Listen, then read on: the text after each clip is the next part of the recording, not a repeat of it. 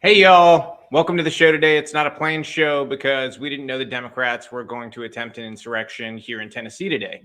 But being local here, I've got the story for you. I even have some exclusive video that has not hit the internet yet that I'm going to be showing you of what happened at the Capitol today and to explain the larger problem here in terms of what we're facing as the climate changes. So, we're going to dive right in. I'm going to show you the video if you haven't seen it yet that shows what went on today. But then I'm going to show you some video nobody's seen yet and some additional stuff. So we'll hop right in today. It's pretty wild. So I mean, you got to keep in mind here when we look at this.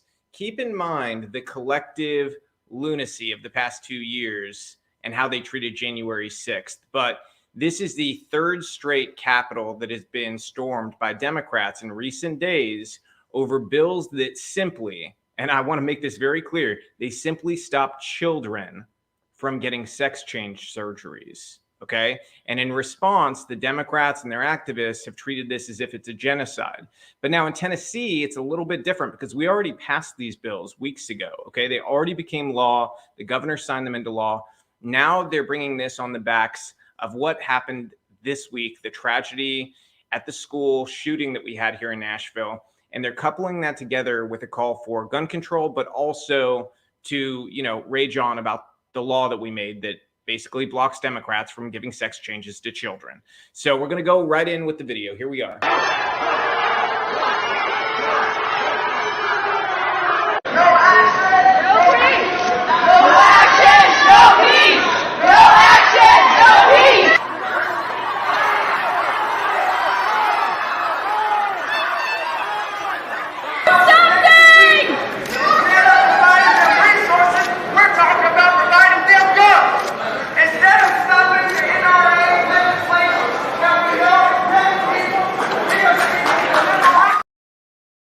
So I want to stop right there. For those of you who don't know, I want to explain a few things you're not going to get from the mainstream media. The guy you just saw with the megaphone there, his name is Justin Jones. Okay, he was elected in the most recent election to the House here on a state level. He represents a district that is one of the most crazy far left districts you could possibly conceive of. Okay, so that's how he got there. When I'm about to tell you his background, you want to know who he really is before he got elected as a rep?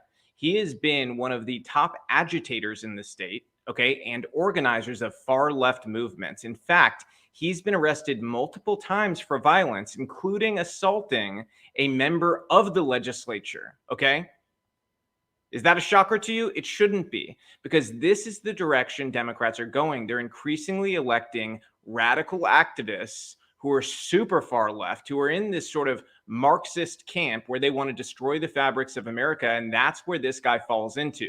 The guy next to him is Justin Pearson, a similar activist who was elected in Memphis out of, again, a very far left district that he represents in the legislature. They are turning this into a clown show. And to be perfectly honest, we're going to watch some of these videos again. I want you to tell me it does not appear that he coordinated with these protesters. In fact, just so you can think about this all fresh, having this information, I'm going to play that video again. It's only 30 seconds. I want you to think about it in the context of knowing that he is good friends with all of these other far left organizers and that he happened to bring a megaphone in today to do this on the floor. And then I'm going to tell you the consequences of it, because I've been speaking to people there at the Capitol today, and let me tell you, there are going to be consequences for this. So let me play it again.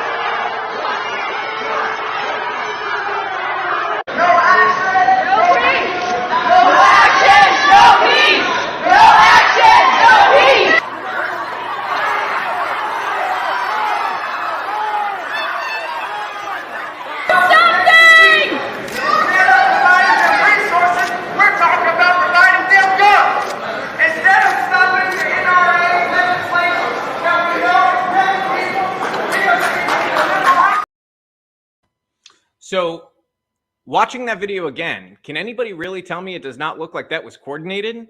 Because that sure appears to be coordinated. And wait till I show you this next video, okay? In fact, we're going to get to it in a minute. I'm about to show you a video of one of the older members of House leadership losing it on these two members and dragging them out, okay? It's quite a video.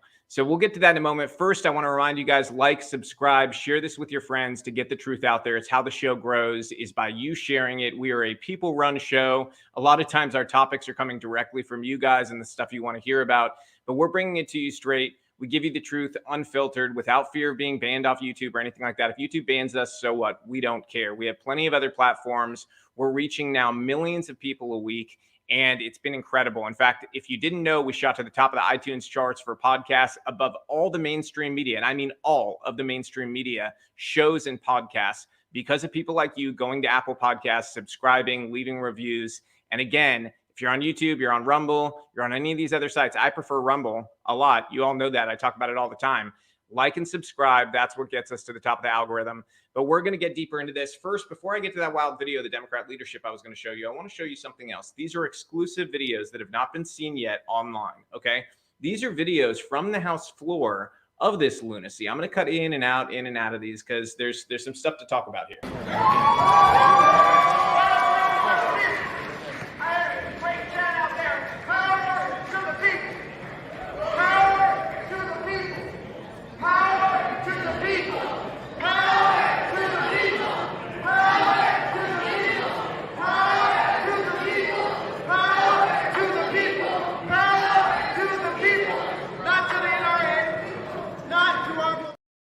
Again, tell me this was not orchestrated. You've got these two far-left activists, recently elected members of the legislature, one of which was previously arrested multiple times for violence. And they just so happen to have their little signs, their megaphone, and their activists sitting up in the top floor area. Then they've got their other activists trying to storm the doors of the Capitol, and having to have that, you know, one of those members I showed you in that video earlier getting pulled out by the police officers. We don't know yet if that was just being detained or if they were arrested.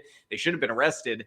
But beyond that, we've got to ask the broader question, what are the consequences of this behavior? I was on earlier with Jason Whitlock on The Blaze, and Jason and I discussed this very thing.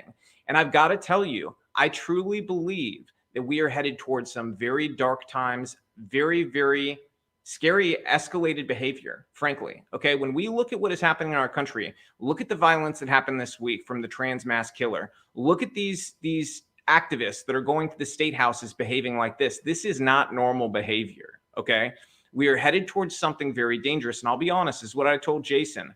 I am afraid, and I hope that I am wrong, but I am afraid that this is going to escalate into somebody, a key figure, being killed. And I hope that I'm wrong. But when you look at the landscape here, you look at the rhetoric being used, the language being used, the constant sort of lobs of attack saying that we have blood on our hands. I showed you guys this on the show yesterday. They're saying we have blood on our hands. They're calling it a genocide. They're calling it all these things because we're passing these bills that simply say you cannot mutilate a child's genitals. You cannot cut off their breasts. You cannot give them hormones. You cannot give them puberty blockers. You have to allow them to wait till they're an adult, and adults can make their own decisions. Me personally, I think that the whole thing is akin to this. If somebody comes into a doctor's office or to a hospital and they say, I want my arm cut off because I feel like I am, you know, in this horrible state, I'm mentally disturbed because of this, and I'm not going to feel whole until my arm's cut off. There's no doctor in America, or at least I hope not. I don't think there's a surgeon in America who would go and cut the arm off, okay, period, because we know what that is. We can all discern that that is a mental illness. And we used to be able to discern this previously about other issues. Now, I put that aside, though. In a legal context, in a broader constitutional context, I do think that what we did here in Tennessee is the right thing. We said 18, you're an adult now, you choose. But under 18, you can't do this. To equate that to a genocide, or that we have blood on our hands, or that we are literally killing people, which is what we've seen these activists say. I played the video yesterday. In fact, just so everybody's fresh, I'm going to go ahead and pull it up again. This is the tenor and behavior that we're seeing at all of these. I was once a trans youth, and now I'm a happy 22-year-old trans adult student at New College of Florida. This is my health care. Ma'am? Okay. Don't tread on it. Senator Yarborough has militarized the Florida GOP into the genital Gestapo. Ron DeSantis wants trans people dead. You are committing genocide. I grew up in Germany in the aftermath of Nazis, and what you people are doing is no different. This is transphobic, it is cruel, and you really should be ashamed. What you are doing by signing this bill is an act of war. The way it is, as it is now, my people will die And that blood, if you support this bill, will be on your hands. I'm 12 years old, I'm non-binary. If you pass this bill, many of us will die. I deserve to live as long as all of you. We are humans too. When I was 2, I wanted to kill myself. By the time I was 15, I attempted to slice my own breasts off. I went to the ER. Did you hear that? He said when he was two years old. Okay. This, what you just watched, that is underpinning the behavior of the Democratic Party. These are the types of activists in control of the priorities of the party. Okay. The old guard, the old blue dog Democrats, they have lost control. They have lost control. Those people I just played, people like that are in control of the Democratic Party now. And as long as that is the case, they are not a valid they're not a valid choice, period. For anybody considering multiple parties, you can't vote for a party that is being run by that lunacy, period. You can't. It's impossible unless you want to see our country destroyed. And I think when you understand that the comments those people made is what's underpinning this anger, this angst, this explosive rhetoric, you begin to understand what I'm talking about when I say I am afraid we are headed toward a very dangerous place where next is going to be killing somebody who is in a prominent position to make a statement. And I do fear that we may have copycat attacks as to what happened this week, which I consider even more disgusting and horrifying because they're killing innocent children. I hope I'm wrong. But when I watch videos like this and I see how extreme the rhetoric is getting, I have a hard time thinking I am wrong. I do want to show you one thing, and it's probably one of the only pieces of hope I've seen out of the Democrat Party in recent times, but it's not worth much, I'll tell you that, because there's very few of these people left. There's an older member of Democrat leadership who did this. This is how the attempted insurrection today ended with those two numbskulls who started this whole thing in the floor. So let's play this video.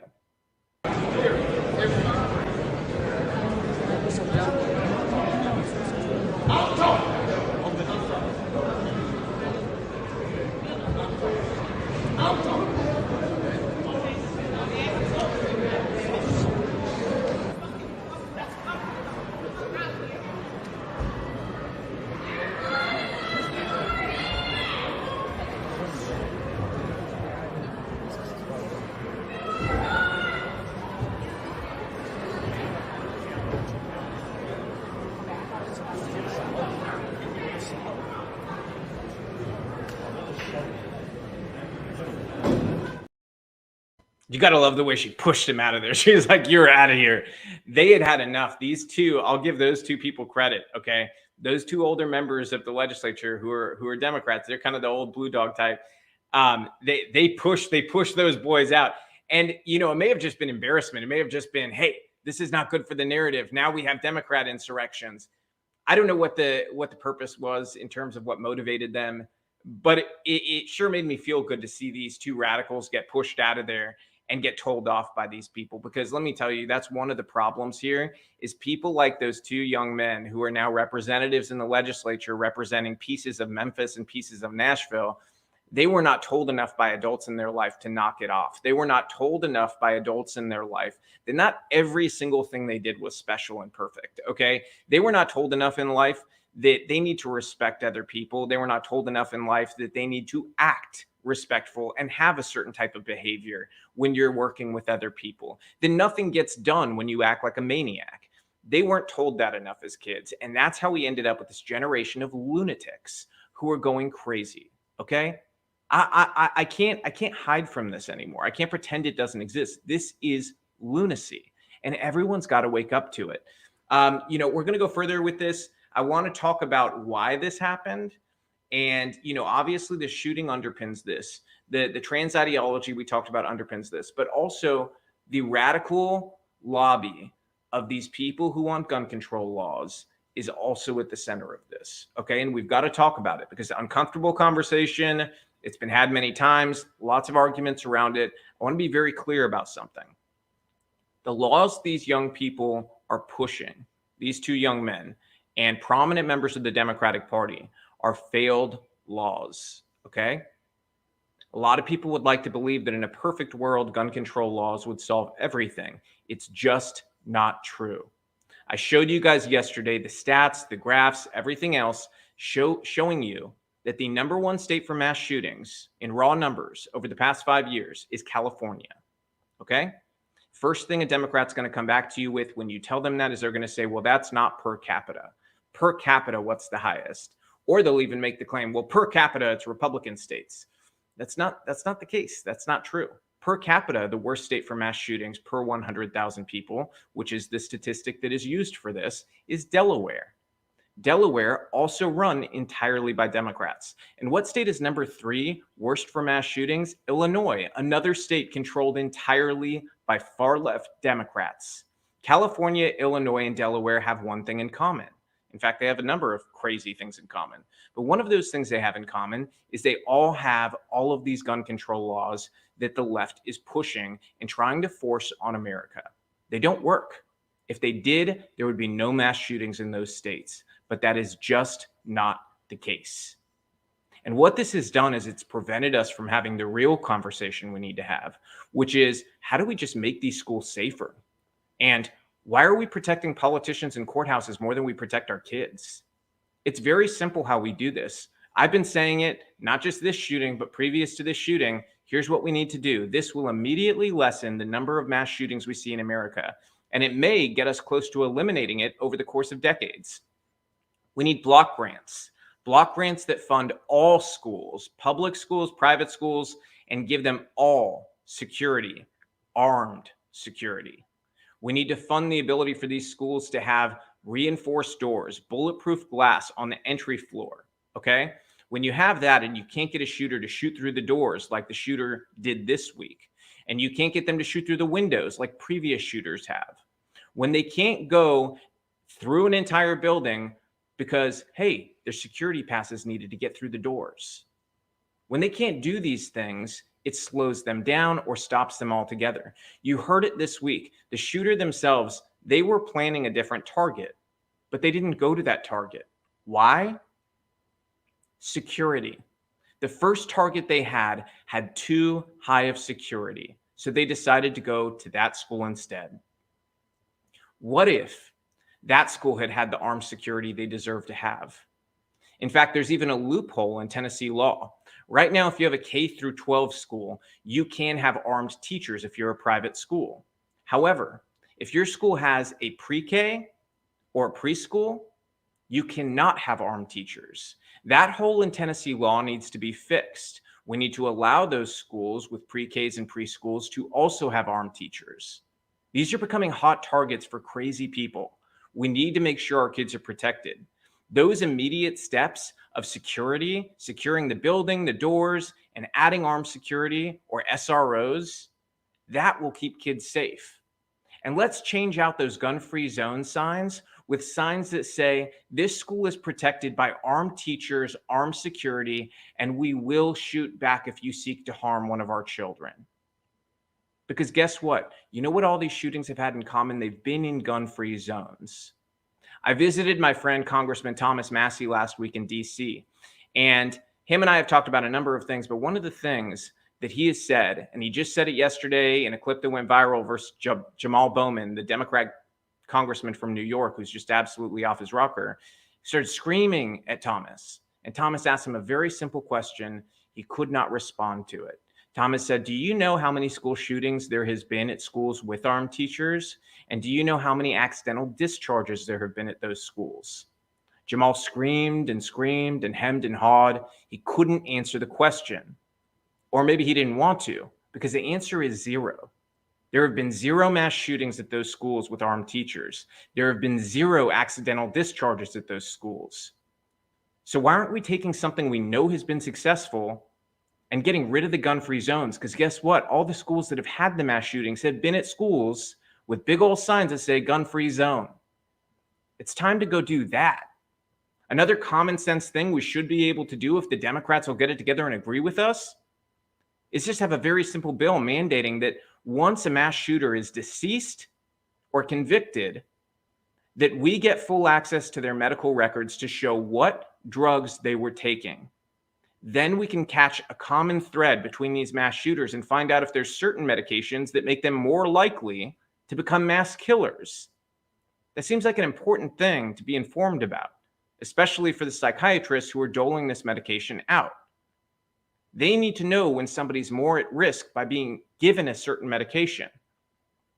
These are all the common sense things, but instead, here's the secret of Washington that nobody wants the public to know.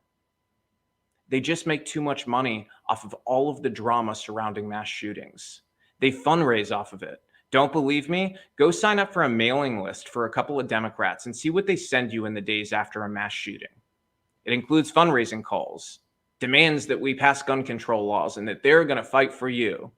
When the truth is, they know darn well we are not going to agree to gun confiscation. We're not going to agree to give up our gun rights because we live in a country with 300 plus million guns. This is not Australia. This is not the UK. This is not Europe. None of those countries ever had near this amount of guns. The genie's not going back in the bottle. We need to protect ourselves with guns.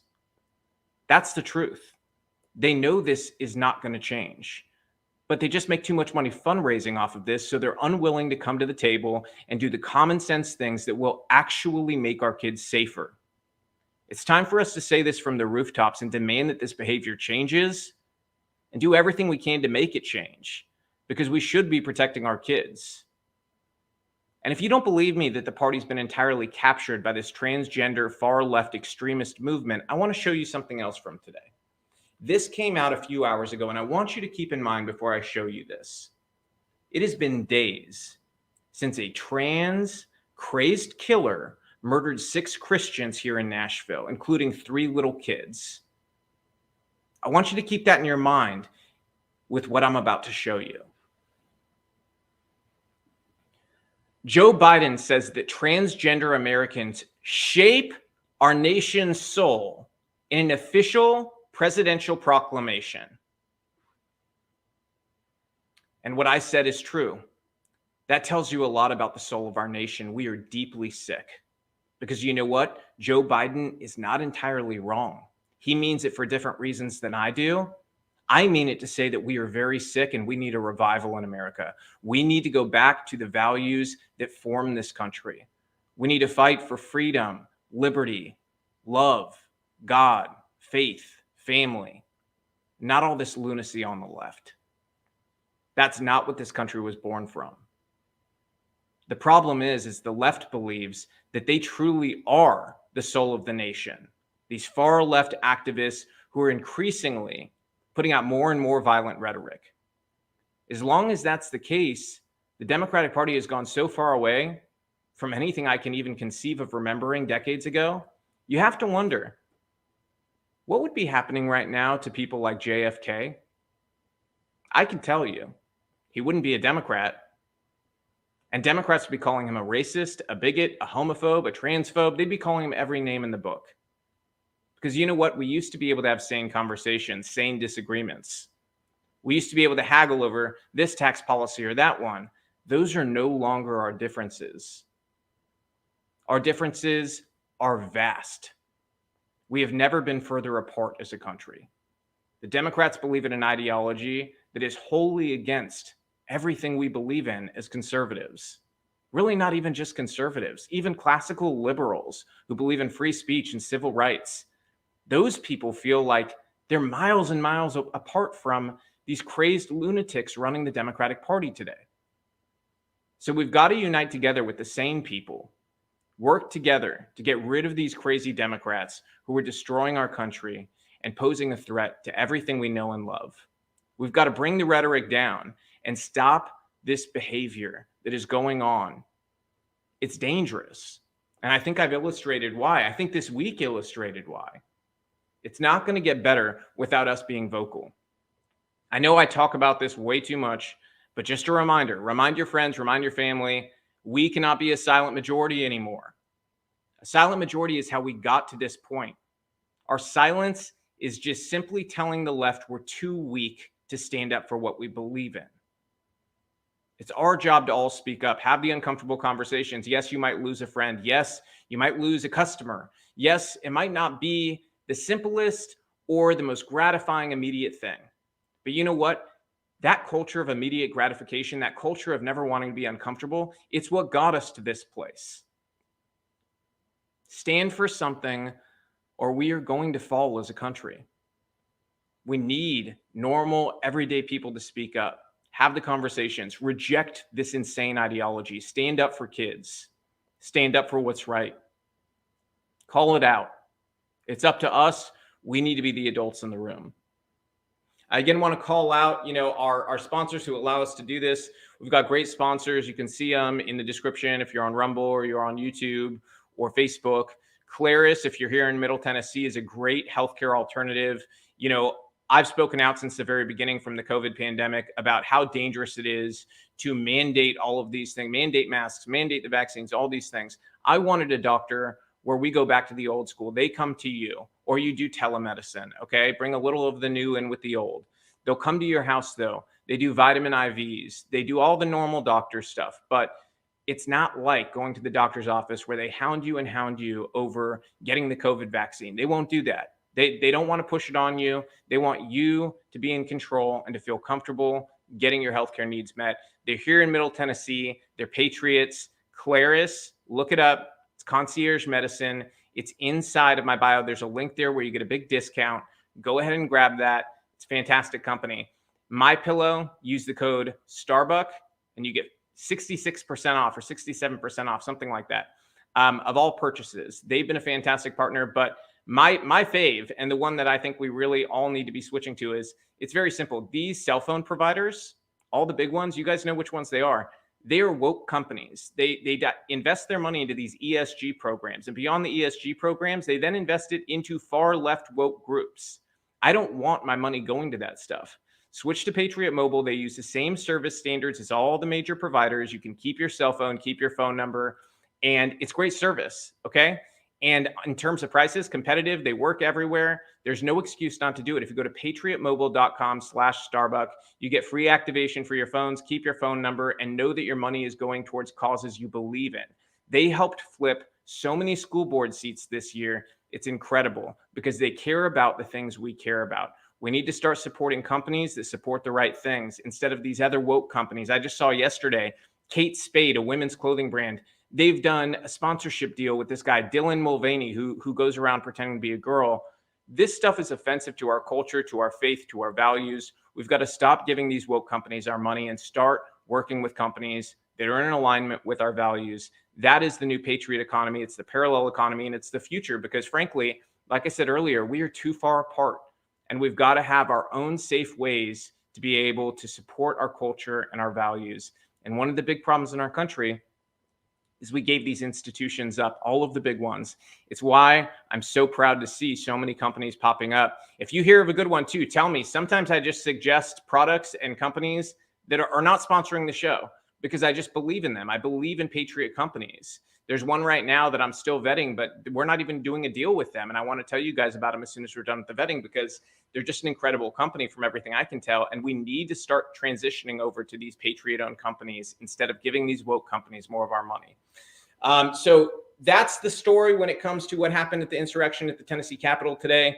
I will tell you this is the good news. It looks like, I'm not going to make any promises. I talked to people at the Capitol today. It looks like there's going to be serious consequences for this little shenanigan that they tried to pull today. You can't do this stuff. They broke the ethics rules. It looks like they could very well be facing expulsion for the members who organized this. That's the good news. I'll bring you that when we have more. I hope you guys enjoyed the show today. Please like, share, subscribe, send it to your friends. That's how you grow the show. Don't forget to do it on Apple Podcasts, Rumble, which is my favorite. If you don't have Rumble yet, get it. Thank you guys. Bye.